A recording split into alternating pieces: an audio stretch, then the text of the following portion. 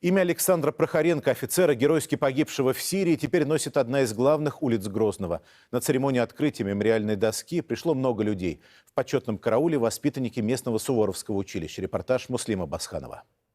Грозный – второй город, где увековечили память героя России Александра Прохоренко. На его родине, в Оренбургской области, его именем названы улица и школа, в которой он учился. Эта мемориальная доска установлена у здания чеченского парламента. Небольшая улица в центре Грозного раньше называлась Авиационная. Местные власти выступили с инициативой ее переименовать. Ведь не так давно и в Чеченской республике воевали и погибали в борьбе с террористами. В новейшей истории, вы знаете, очень много примеров геройского самоотверженного проявления любви к родине.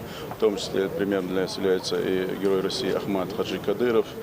И я думаю, это не случайно, что именно в Грозном, Чеченской республике назвали улицу, переименовали улицу в честь героя России Александра Прохоренко, так как память о героях у нас традиционно чтят. В церемонии приняли участие не только представители власти. Было много молодежи. Для учащихся ближайшей школы даже провели специальный урок, где им рассказали, кто такой Александр Прохоренко и почему они сегодня здесь. Это герой России, который был награжден посмертно, проявил героизм, отважность, смелость. Чтобы дети, учителя, родители, чтобы все они вспоминали это, уважали их для подрастающих, чтобы они знали, с кого брать пример. Старший лейтенант Александр Прохоренко погиб в Сирии в марте этого года. Ему было 25 лет. Во время освобождения древней Пальмиры он корректировал с земли удары российской авиации по позициям боевиков Исламского государства, террористической организации, запрещенной в России. Оказался в окружении, чтобы не попасть в руки к боевикам, вызвал огонь на себя.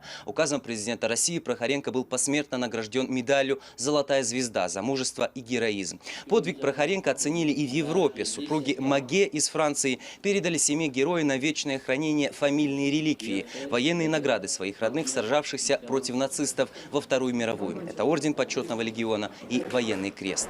Муслим Басханов, Ибрагим Амирханов, Ислам Старханов, Первый канал, Чеченская республика.